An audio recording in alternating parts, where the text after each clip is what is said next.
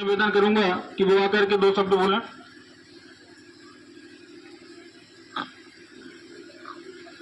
धन्यवाद आदरणीय संचालक महोदय।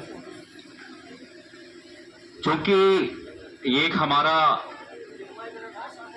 बहुत बड़ा पर्व है जो 20 मई को हमारे यहाँ पर्व आने वाला है, और उसी पर्व के अनुरूप हमारे यहाँ एनडीए के प्रत्याशी बड़े भाई जिनका हमेशा मुझे स्नेह मिलता रहता है, और चूंकि ये हमारे मामा श्री माननीय उदय सिंह पिंडारी के बड़े अच्छे मित्र हैं, तो ये एक तरीके से हमारे मामा भी हैं, और उनका मैं यहाँ आगमन पे बहुत बहुत आभार प्रकट करता हूँ। और उनके साथ जितने भी हमारे सारे भाजपा के पदाधिकारीगण, हमारे अपना दल के सारे पदाधिकारीगण, मंचासीन सभी अतिथियों का मैं सम्मान करता हूँ। और सर्वाधिक अगर सम्मानी कोई है तो वो हमारी जनता जनार्दन है, क्योंकि रात में 10 बजे जहां आपके भोजन का समय है, आप लोग यहाँ हमारे माननीय प्रत्याशी एनडीए के पुष्पेंद्र जी का इंतजार कर रहे हैं। इसी के लिए आप सबका मैं बहुत बहुत आभार प्रकट करता हूं। क्योंकि आप सबको पता है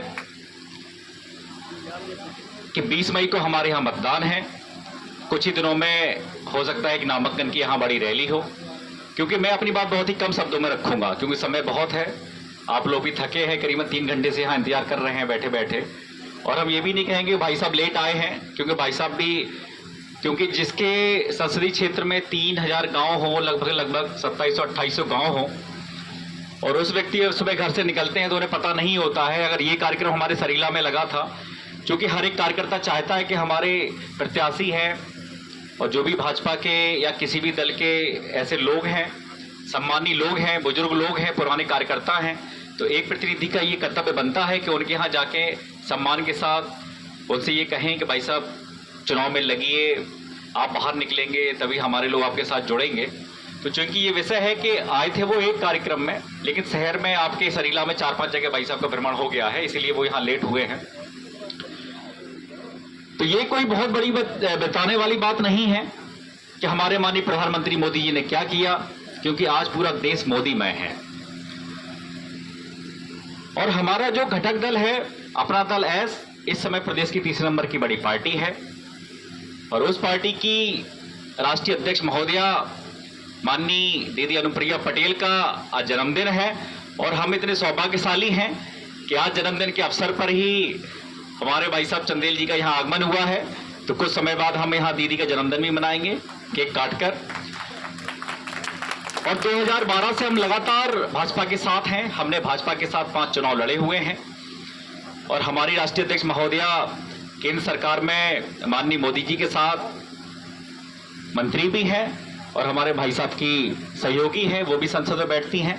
हमारे कार्यकारी राष्ट्रीय अध्यक्ष माननीय आशीष पटेल जी, वो भी इस समय प्रदेश में कैबिनेट मंत्री हैं, और हम लोगों का हमेशा सहयोग हमारे सारे कार्यकर्ताओं पर बनाए रखते हैं।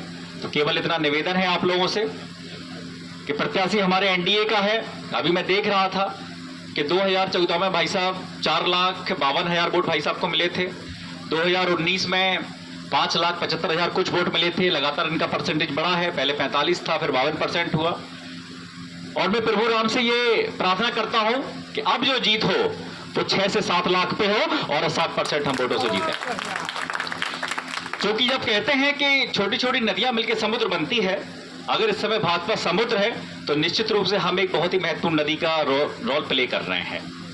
और हमारा कार्यकर्ता भाई साहब, सोचिए कि एक कार्यकर्ता जो बिना बुलावे से 3 घंटे से आपका इंतजार कर रहा है, जिसने भोजन नहीं किया है, उसके प्रति आपके दिल में क्या आस्था है। तो ये निवेदन है मेरा कि 20 मई को आप, आपके रिश्तेदार, आपके नातेदार, जो कई बार होता क्या है कि हमारे बुंदेलखंड की एक बड़ी व्यवस्था है पलायन की, ये बताने वाला विषय नहीं है। एक विषय पानी का भाई साहब ने रखा था।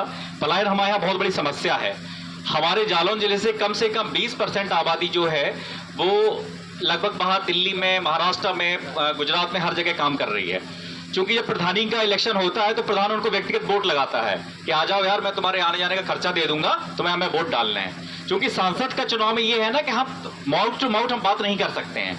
ये आप निवेदन करिए कि हो सकता है कि आपके वोट, जैसे एक वोट से एक सरकार हमारे माननीय अटल जी की गिर गई थी, आपका एक वोट बहुत महत्वपूर्ण है। तो उस वोट की कीमत के लिए आप लोग 20 तारीख को यहाँ आए, अपना मतदान करें, और देश के विकास में माननीय मोदी जी को पुनः प्रधानमंत्री बनाने के लिए, और मेन बात जो है इसलिए कि हमारी माननीय अनुप्रिया दीदी को यह विश्वास दिलाने के लिए कि उनका कार्यकर्ता दिन रात हमारे एनडीए के प्रत्याशी को जिताने में मेहनत करता रहा है, और यह बात हमारे माननीय सांसद जी को पता होनी चाहिए।